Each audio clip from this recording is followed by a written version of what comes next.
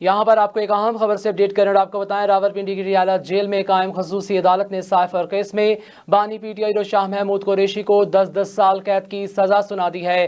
तफसीलात के मुताबिक अपडेट करें तो आपको बताएं, ऑफिशियल सीक्रेट एक्ट के तहत कायम खसूसी अदालत के जज अब्बुल हसनात जुल्कुरनैन ने ज़बानी मुख्तसर फैसला सुनाया।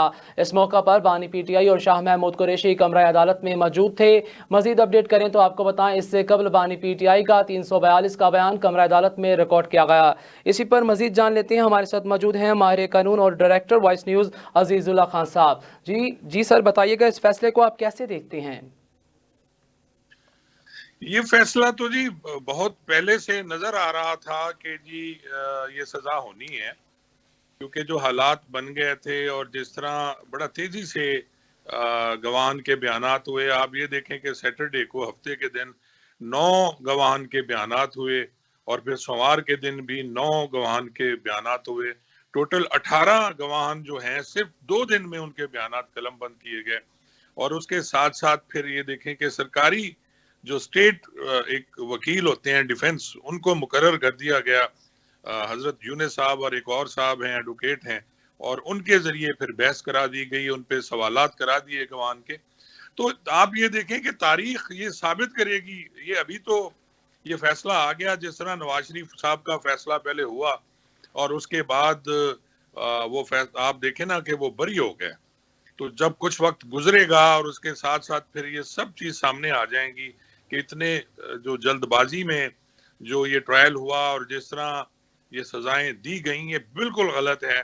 और खास तौर पे 8 फरवरी जबकि इलेक्शन बहुत करीब हैं और जो नून हमारे पीटीआई के दोस्त हैं वो कह रहे हैं कि उन्हें लेवल प्लेइंग फील्ड नहीं दी जा रही, तो ये भी उसी की एक कड़ी है। क्योंकि इस केस में जमानत हो चुकी थी शाह महमूद कुरैशी साहब की, लेकिन उन्हें रिहा नहीं किया गया, बल्कि किसी और मुकदमे में उनको गिरफ्तार किया गया और उसके साथ ही उनको सजा दे दी गई। तो मेरे ख्याल में ये एक अब इस पे बीएंगे कानून दान तबसरा हम कर सकते हैं इस फैसले पे, लेकिन ये गलत हुआ है जो हुआ है। मैं नहीं समझता कि ना ही इसमें कवानीन जो थे, कानून है, उसकी शिकें पूरी की गई, ना ही ट्रायल को देखा गया। बस जल्दबाजी में ये फैसला, जैसा कि पहले आपको याद होगा कि तोशा खाना का फैसला हुआ था, ये भी उसी सिलसिले की एक कड़ी है। जी सर, बिल्कुल। इससे बानी पीटीआई की सियासत को कितना मजीद नुकसान पहुंचेगा, इस बारे में भी कुछ कहेंगे आप? देखें, बानी पीटीआई की जो सियासत है वो इनके बस से अब बाहर हो गई है। अब ये उसकी सियासत को खत्म नहीं कर सकते। हाँ, ये बानी पीटीआई को खत्म कर सकते हैं, लेकिन उसके नाम को खत्म कर सकते हैं। और ये जो नौजवान नस्ल है, जो 65% आप देखें ना यूथ है, उनके दिलों से ये नहीं निकल सकता इमरान खान, और ना ही कोई निकाल सकेगा। आप देखें कि आपके जो बाकी पार्टियों के सियासतदान हैं वो सारे बूढ़े हैं।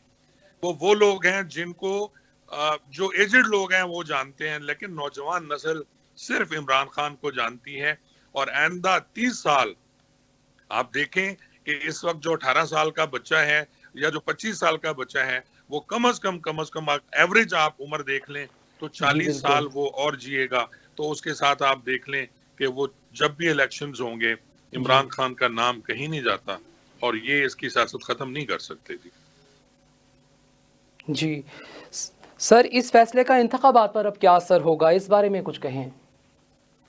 देखें, पहले जो कुछ हो रहा है पीटीआई के जी बिल्कुल। पार्टी, जी उनका बल्ला ले लिया गया, उनके निशानात ले लिए गए। आप देखें कि इतने वो इसके बावजूद भी वो लड़ जी रहे हैं, इलेक्शन लड़ रहे हैं। और अब इन सब की आप देखें ना जी क्या होगा, इसके बाद क्या होगा। उल्टा आप देखें कि मजलूमियत का जो वोट होता है वो भी इमरान खान को जाएगा। आप देख लीजिएगा 8 को अगर फेयर इलेक्शन हुए तो इन सब की जमानतें जब्त होंगी, आप देख लीजिएगा।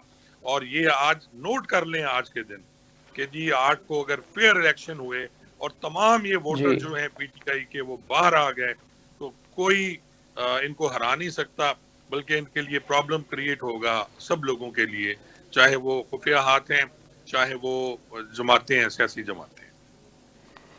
जी बिल्कुल सर, इस फैसले के बाद अब तहरीक इंसाफ की हिकमत अमली क्या होगी अगली, ये इस बारे में कुछ कहें आप? देखिए, इमरान खान को जहां तक मैं जानता हूं या जो मैंने उसको देखा है अब तक, इमरान खान बहुत आगे की सोचता है। आपको याद होगा कि इमरान खान ने बहुत पहले कह दिया था कि मैं जेल में हूँगा। उसने बहुत पहले कह दिया था कि जी मेरी पार्टी तोड़ दी जाएगी। उसे बहुत पहले इल्म था ये जो सारे लोग हैं ये भाग जी जाएंगे, बिल्कुल। और जी उसके साथ उसने ये भी कहा था कि मैं फिर भी जीत जाऊंगा। तो उनके जो प्लान हैं वो बिल्कुल हैं, और 8 फरवरी का अब इंतजार है कि 8 फरवरी को क्या होता है।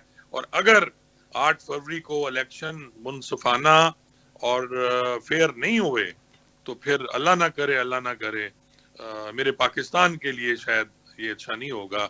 बाकी जो इदारे हैं ये तो इसी तरह रहेंगे, सियासी जी जमातें भी रहेंगी, लेकिन फिर शायद बहुत कुछ जो मैं नहीं कहना चाह जी रहा वो हो सकता है। जी